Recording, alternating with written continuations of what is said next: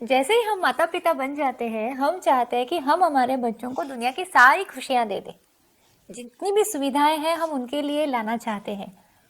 किंतु ये सब करते करते एक प्रश्न मन ही मन में रह जाता है और हम सोचते रहते हैं कि हमारे बच्चों की वैल्यू सिस्टम हम कैसे स्ट्रॉन्ग करें, उनकी मूल्य, उनकी नीति इसमें कैसे काम करें और कैसे उन्हें सक्षम बनाए, आनंदी बनाए, ताकि वो जीवन भर यशस्वी रहे। यही है आज का विषय।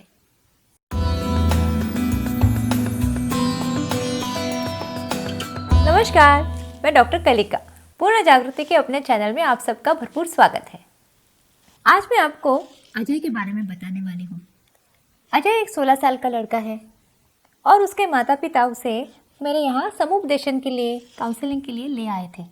परीक्षा केंद्र में नकल करते हुए यानी कॉपी करते हुए पकड़ा गया। इस वजह से वो परीक्षा पूरी नहीं कर पाया, स्कूल से निकाला गया। अब हाल ये है कि बाहर से परीक्षा देने के लिए वो तैयारी कर रहा है, किंतु वो पढ़ाई नहीं कर रहा है। घर में हमेशा गुस्सा रहता है, चिड़चिड़ा रहता है। अगर बड़े कोई बात बताते हैं तो वो सुनता नहीं है।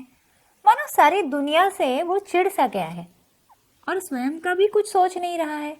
अपने जीवन में आगे क्या करना है यह भी उसे पता नहीं है। तो उसका पूरा जीवन मानो जैसे थम सा गया है। तो क्या करे ऐसे बच्चे का? जब मैं उससे बात कर रही थी तो उसने क्या कहा, देखिए मैडम, एक सही से बात मैं आपको बता देता हूँ। कॉपी तो सारे लोग कर रहे थे, पकड़ा तो मैं गया, तो मैं कैसे गलत हुआ? जो पकड़े नहीं गए उनका तो सब अच्छा चल रहा है। तो क्या जो पकड़ा जाता है वही गलत होता है? अब बड़े लोग देखो, पैसे लेते हैं, घूस लेते हैं, घूस देते हैं, गलत काम करते हैं, एक दूसरे को नीचे खींचते हैं, एक्स्ट्रा मैरिटल अफेयर्स करते हैं, ड्रिंक्स लेते हैं, गलत काम करते हैं। हाँ, जब तक पकड़े नहीं जाते वो सही है ना। और जो पकड़े जाते हैं क्या वो गलत है? ये सारी दुनिया है ना मैडम, आप समझते नहीं हो। दो मुंही है, इसके नकाब होते हैं। दिखने में दुनिया एक दिखती है, असल में अलग ही होती है। मैं तो किसी चीज को नहीं मानता, ये सब गलत बुरा अच्छाई ये सब जो है ना वो आप बातें करते हैं, बातों के लिए अच्छा है। सही बात तो ये है कि पकड़े जाना गलत है। वैसे तो कुछ भी कर सकते हैं ना, अंत में क्या है, यशस्वी बनना है, पावरफुल बनना है। तो ये सब पढ़ाई करना, एग्जाम्स देना, ये सब झंझट करने के लिए मुझे बता रहे हैं। पर आप मुझे बताओ, क्या दुनिया में सही लोग आगे जाते हैं या जो कॉम्प्रोमाइज करते हैं, गलत चीजें करते हैं, वही आगे जाते हैं? देखो दोस्तों, इसे कहते हैं मॉरल कंफ्यूजन, या कहते हैं जिसे कंफ्यूज्ड वैल्यू सिस्टम। अजय के लिए मेरे मन में बहुत प्यार है, इसलिए कि ये सारे बच्चे जो है ये है बड़े अच्छे, किंतु फर्क सिर्फ इतना है कि इनके अंदर की जो नीति प्रणाली है वो हिल सी गई है। और आप अगर आंखें खोल के आसपास देखेंगे तो कितने सारे युवक युवती है जो यही बात कहते हैं, कितने सारे टीनेजर्स हैं जो यही बात करते हैं। उनको लगता है कि जो माता पिता उन्हें बताते हैं वो पुरानी बातें हैं। आजकल दुनिया में ये सब नहीं चलता है। यहाँ पे आपको स्ट्रीट स्मार्ट बनना जरूरी है, अपना काम निकलवाना आवश्यक है, तभी आप आगे बढ़ सकते हैं। जब हम माता पिता हैं तो हमें इसी का डर होता है कि कहीं हमारा बच्चा ऐसा ना सोचने लगे। कई बार ऐसे होता है कि हम घरों में बच्चों को ये सब चीजें बताते हैं, अच्छी चीजें, किंतु बाहर दोस्तों में यही चर्चाएं अगर होती है तो वह भी इम्पैक्ट बड़ा होता है, वो प्रभावशाली होता है। तो हमें अपने बच्चों को ऐसे वीक नीति प्रणाली से, कंफ्यूज्ड वैल्यू सिस्टम से कैसे बचाना है, यही है आज का विषय। तो एक बात है, हमें बच्चों को ये बताना आवश्यक है कि दुनिया में सही काम करने वाले लोग और गलत काम करने वाले लोग ये हमेशा से रहे हैं। हम किसी भी काल में पीछे चले जाएं या कितना भी आगे भविष्य में देखें तो ये दो घटक हमेशा रहने वाले हैं। किंतु महत्वपूर्ण बात यह है कि जो लोग अच्छे काम करते हैं उनकी ताकत भी बड़ी होती है और इन्हीं लोगों से दुनिया कायम है। अगर यह विश्वास हम अपने बच्चों में दे सकते हैं तो माता पिता बनके हम हमारी जिम्मेदारी अच्छे से पूरी करते हैं। अगर 20 या 30% लोग भी अगर अच्छे काम कर रहे हैं तो ये पूरी दुनिया की सिस्टम उन्हीं की बदौलत आगे चल रही है। तो जो बाकी बचे लोग हैं सारे 100% गलत नहीं होते, पर हर कोई अपने अपने दायरे में कुछ अच्छा कुछ बुरा करते रहता है। तो पूरी तरह से अगर सोचे तो इसमें अच्छाई जो है इसका पगड़ा भारी हो जाता है। किंतु क्या होता है, दिखने में आसपास हम देखते हैं कि जो गलत काम कर रहे हैं वो आगे बढ़ रहे हैं, उन्हें सत्ता मिल रही है, उन्हें पैसा मिल रहा है, उनका नाम हो रहा है। तो अगर हमें बच्चों को ये बताना है तो हमें बच्चों के सामने अच्छे उदाहरण भी लाने होंगे, और सबसे अच्छा उदाहरण हम स्वयं हैं। हमारे घर में हम उनके रोल मॉडल्स हैं। एक दिन जब बच्चा 14-15 साल का हो जाएगा और अचानक से ये काम हम शुरू करेंगे तो वो होगा नहीं। यह काम तब शुरू होता है जब बच्चा पैदा होता है।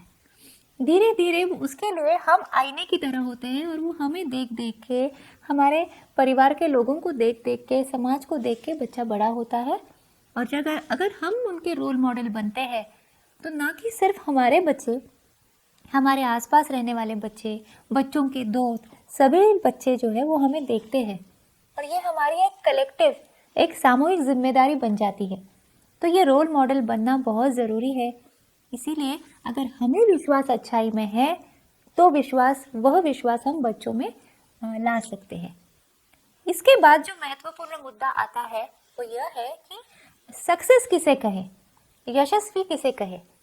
अगर हम कहते हैं कि पैसा कमाना, नाम कमाना, सत्ता है, यही अगर यशस्विता के मापदंड है तो फिर बच्चे यहाँ भी भटक जाते हैं। कहीं पे जाके जो अंदरूनी गुण है यह भी यशस्विता के मापदंड है, जैसे प्रामाणिकता है, अच्छाई है, सच है, झूठ के साथ हाथ नहीं बढ़ाना है। इन चीज़ों को भी अगर हम महत्व देते हैं और किसी भी मुश्किल समय में भी अगर हम अपनी अच्छाइयाँ नहीं छोड़ते हैं तो यह भी एक यशस्विता का आवश्यक मापदंड है। अगर ये हमारे वर्तणूक से हम बच्चों को दिखा सकते हैं तो ये सबसे बड़ी हमारी उपलब्धि रहेगी। इसके बाद जो महत्वपूर्ण बात आती है घरों में, वह है कि हम अपने आचरण और विचार, इसमें जो विरोधाभास लाते हैं इसे दूर करना है, जिसे कॉन्ट्राडिक्टरी बिहेवियर कहते हैं। कई बार ऐसे होता है कि माता और पिता, इनकी जो वैल्यू सिस्टम है या नीति मूल्य है ये अलग अलग होते हैं। ये होता है कि घर में अगर पापा बोल रहे हैं कि देखो बेटा सच्चाई से चलना है, आगे चल के हमें कोई गलत पैसा घर में नहीं आना चाहिए, तो मैं कैसा काम कर रहा हूँ, मैं कभी कोई गलत पैसे को हाथ नहीं लगाता, गलत मार्ग से नहीं जाता है। और अगर माँ कहे कि हाँ तभी तो ना हमारे सारे लोन ऐसे ही पड़े हुए हैं, हम पैसे नहीं जुटा पा रहे, हम अच्छा घर नहीं ले पा रहे, आप तो अपनी ही सोच में डूबे रहिए, हम तो ऐसे ही आपके पीछे पीछे चलते रहेंगे। अगर ये घर में ऐसा संभाषण हो रहा है तो बच्चा देख रहा है कि इन दोनों के विचारों में विरोधाभास है। अगर कहीं पे ऐसा हो रहा है कि मम्मी बता रही है बेटे को कि हाँ बेटे हमेशा सच्चाई से चलना है, गलत चीजें नहीं करना है, और अगर ऐसे वो दिख रहा है कि माता पिता अगर सैटरडे संडे बैठ के ड्रिंक्स ले रहे हैं, गलत बातें कर रहे हैं, या फिर ऑफिस में किसी के बारे में चर्चा कर रहे हैं और वहाँ पे पॉलिटिक्स क्या करना है इसके बारे में सोच रहे हैं, तो यहाँ पे विरोधाभास आ जाते हैं। कभी कभी घरों में माता पिता, इनका विचार एक साथ चलता है, किंतु घर में जो नाना नानी, दादा दादी है, चाचा है, मामा है, इन लोगों के साथ जब बातें होती है तब अगर उसमें कॉन्ट्राडिक्शन आ जाए तो बच्चे वहाँ भी संभ्रमित हो जाते हैं। तो हमें अपना एक फैमिली, कौटुंबिक वातावरण बनाना है जहाँ पे हम बच्चों को लीडर बनाएंगे, तो उनकी सोच जो होगी वो सक्षम होगी, तभी जब उनके पास अच्छे नीति मूल्य है और वो आएंगे हमारे आचरण से। तो घर में जब नया बच्चा आता है तो हम कितने सारी शॉपिंग करते हैं, कितनी चीज़ें लाते हैं, किंतु ये कभी कभी भूल जाते हैं कि बच्चा घर में आया है, इसका मतलब हम सबको भी अंदर से रिन्यू होने का, रिनोवेशन करने का समय आ गया है, क्योंकि अब हमारी ज़िंदगी सिर्फ हमारी नहीं है, ये किसी और के लिए एक आईना बन रहा है। तो ये कॉन्ट्राडिक्शन निकलना आवश्यक बन जाता है। अब दूसरा और एक महत्वपूर्ण मुद्दा है और वो ये है कि बच्चे जैसे बड़े होते हैं, अगर पहले 5 या 10 साल सिर्फ कार्टून या कॉमिक में निकल जाए तो हमारे हाथ से एक बहुत अच्छा समय है जो बच्चों के परवरिश में आवश्यक आधारभूत बन जाता है, वो निकल जाता है। मैं कहूँगी कि कार्टून्स बहुत अच्छे हैं, देखने चाहिए, कॉमिक्स भी पढ़ने चाहिए, पर उतना काफ़ी नहीं है। इसके साथ साथ हमें बड़े बड़े लोगों के जो आत्मचरित्र है इनके बारे में बच्चों को एक्सपोजर देना है। अगर हम बच्चों का परिचय बड़े बड़े लोगों से, उनके कामों से कराते हैं जिन्होंने अपने मूल्यों का जतन करते हुए भी बड़े काम किए हैं, तो उनमें उसमें एक विश्वास आ जाता है, उनका आत्मविश्वास बढ़ता है। तो यह अगर हम अलग अलग माध्यमों से उन्हें परिचय कराते हैं तो वो बहुत प्रभावी होता है। जैसे टीवी का माध्यम है, वीडियोस का माध्यम है, और सबसे महत्वपूर्ण है कि पुस्तक के माध्यम से।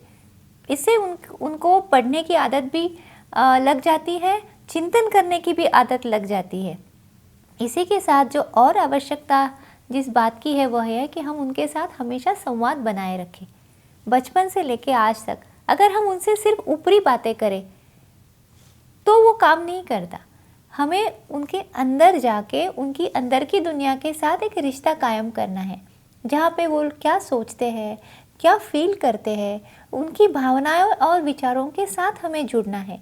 जो माता पिता यह कर सकते हैं, भले ही वो दुनिया के आगे बहुत यशस्वी ना हो, बहुत पैसा ना हो, बड़ा नाम ना हो, फिर भी बच्चों के लिए वह बहुत ही बड़े होते हैं और हमेशा रहते हैं। तो माता पिता बन के हमें पहली बात यह कि हमें अपने बच्चों के साथ इस स्तर पे जुड़ना है। बाकी चीज़ें तो आती जाती रहती हैं। अब इसी के साथ साथ इन्हीं विचारों का जो इम्प्लीमेंटेशन जो होता है वह होता है अच्छे कामों में। तो अच्छी संस्थाएं जहाँ भी अच्छे काम कर रहे हैं तो हमें उनसे जुड़ना आवश्यक है और बच्चों को भी वहाँ पे ले जाना, उनको भी उस काम से जोड़ना बहुत आवश्यक बन जाता है। तभी अच्छाई की ताकत पता चलती है। और इसके बाद जो सबसे बड़ा प्रश्न है कि बच्चों में सही और गलत का अंतर करने की ताकत कैसे लाएं, उनमें ये विवेक कैसे हम बड़ा करें। तो एक संस्कृत में हमेशा कहा जाता है कि परोपकाराय पुण्याय पापाय परपीडनम, मतलब जो हम दूसरों के लिए अच्छा करें, जिसमें दूसरों के लिए मदद हो, खुशी हो, बस वही पुण्य है, और जो दूसरों के लिए तकलीफदायक हो वही बुरा है, वही पाप है। तो ये रहा जैसे हम दूसरों के साथ बर्ताव कैसे करें, और यही नियम हमें भी लागू पड़ता है कि वही चीजें करें जिससे हमारी ग्रोथ होती है, जिसमें हम अंदर से सक्षम, स्ट्रांग होते हैं। व्यसन अगर है तो वो हमें परावलंबी बनाता है। अगर गलत चीजें हैं तो ये हमारा आत्मविश्वास कम करता है, हमारी सेल्फ इमेज खराब करता है।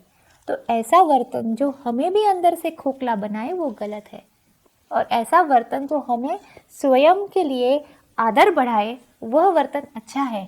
अगर यह मापदंड हम बच्चों के हाथ में देते हैं तो सही और गलत का फर्क कर सकते हैं। और अंत में जो आखिरी मुद्दा है बड़ा सीधा साधा और आसान है। बहुत तात्विक चर्चाएं ना करते हुए भी अगर हम बच्चों को सिखाना चाहते हैं कि अच्छाई क्या है तो ये इतना आसान है कि treat others the way you want them to treat you. दूसरों के साथ ऐसा बर्ताव कीजिए जैसा आप चाहते हैं कि वो आपसे करे। जैसे जिसे कहते हैं सत्य, अहिंसा, संयम या अपरिग्रह। तो इसमें क्या है, अगर हर कोई चोरी करने लगे तो सामाजिक व्यवस्था नहीं रहेगी और कोई भी चोरी नहीं कर पाएगा। अगर हर कोई झूठ बोलने लगे तो वो झूठ ही रहेगा, उसमें भी कुछ समाज व्यवस्था आगे नहीं चल सकती। वैसे अगर हम दूसरों का अपमान करते हैं तो वो हमारा अपमान करेंगे। तो हम जैसा चाहते हैं कि दुनिया हमसे व्यवहार करे, हम जैसा चाहते हैं कि दुनिया हमसे प्रेम करे, वही पहले हमें देने की आदत डालनी होगी। तो यही है दोस्तों, सोच लीजिए आप भी। अगर आपको आज की चर्चा पसंद आई हो तो लाइक कीजिए, शेयर कीजिए और सब्सक्राइब करना मत भूलिए। फिर मिलते हैं अगले हफ्ते। खुश रहिए।